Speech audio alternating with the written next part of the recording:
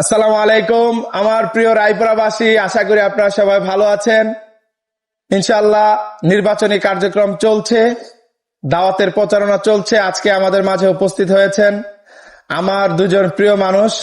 প্রথমত আমাদের প্রিয় মুফতি আব্দুল কাইয়ুম মোল্লা ভাই, এবং আরেকজন প্রিয় মানুষ আমার ছোট ভাই আন্তর্জাতিক কারি হাফিজুল কুরআন কারি আবু রায়হান। আপনারা দেখতে পাচ্ছেন উনারাও এসেছেন আপনাদের পাশে একটি বার্তা জানানোর জন্য, আমাদের এই রায়পুরাকে সুন্দরভাবে এগিয়ে নেওয়ার জন্য হাত পাখার সমর্থনে আপনাদের কাছে ভোট চাইতে এসেছেন। আমি একটু প্রথমে কথা শুনবো আমাদের প্রিয় ভাই কারি আবু রায়হানের কাছে। আসসালামু আলাইকুম। আসলে আমাদের প্রিয় শ্রদ্ধেয় বড় ভাই বদরুজ্জামান ভাই আসলে সাংগঠনিকভাবে যেভাবে উনি এই পর্যন্ত এগিয়ে এসেছেন, আমরা সবাই ভাইকে চিনি। সারা বাংলাদেশের মানুষ, বহির্বিশ্বে বাংলা ভাষাভাষী মানুষ সবাই চিনি। তো রায়পুরার জন্য আমাদের বড় ভাই যেভাবে কাজ করছেন বা এগিয়ে যাচ্ছেন, প্রত্যেক ঘরে ঘরে যাচ্ছেন, মানুষের দ্বারে দ্বারে গিয়ে ইসলামের জন্য জয় হয়, ইসলামের জন্য যেন একটা ভোট মানুষ দেন, সেই জন্য উনি চেষ্টা করে যাচ্ছেন।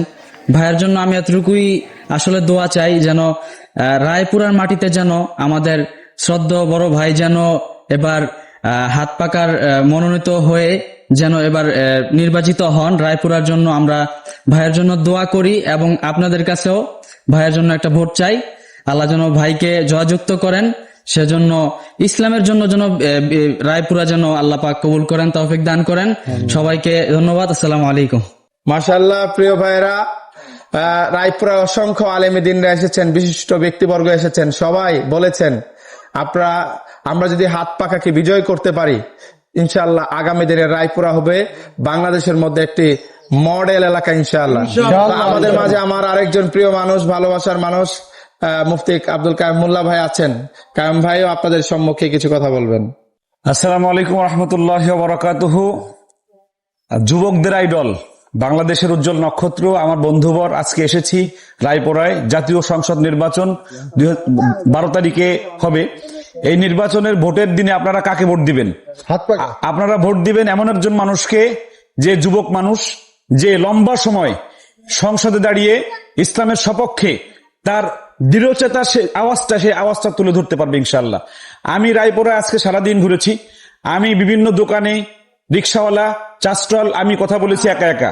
আমি কথা বলে যেটা বুঝতে পেরেছি, এই রায়পুরার মানুষ পরিবর্তন চায়। তারা একজন যুবককে সংসদের প্রতিনিধি হিসেবে চায়। তারা ইসলামিক একজন আদর্শিক একজন শিল্পীকে তারা সংসদে পাঠাতে চায়, এবং তারা সবাই চাচ্ছে একযোগে যে হাত পাখার মনোনীত এই আমাদের প্রিয় বদরুজ্জামান ভাই সে যেন নির্বাচিত হয়।